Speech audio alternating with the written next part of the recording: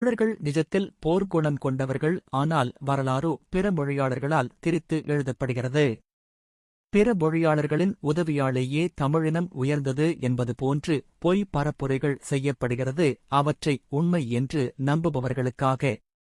ஒரு இனம் தனது உரிமைகளுக்காகவும் விடுதலைக்காகவும் மற்றவர்களின் உதவியை மட்டும் எதிர்பார்த்து நிற்காமல் தானே களமிறங்கி போராடுவதுதான் அந்த இனத்தின் சுயமரியாதையையும் வீரத்தையும் உலகிற்கு பறைசாற்றும். இதனை நாம் ஏன் மிக முக்கியமாக கருதுகிறோம் என்பதற்கான சில காரணங்கள். இரவலாக பெரும் விடுதலை நிலைக்காது. ஆனால் ஒரு இனம் தனது வியர்வையையும் இரத்தத்தையும் சிந்திப் பெறும் விடுதலை அந்த இனத்தின் வரலாற்றில் அழியாத காவியமாக மாறும். இது வரும் தலைமுறையினருக்கு பெரும் தன்னம்பிக்கையைத் தரும்.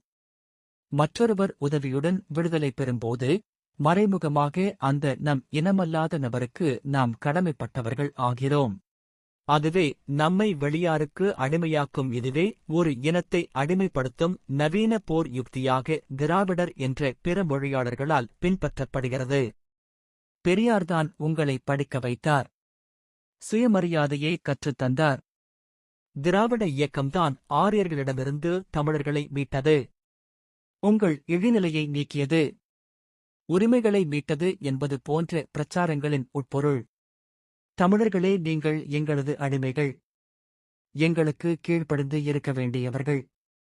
நாங்கள்தான் உங்கள் எஜமானர்கள் என்பதுதான்.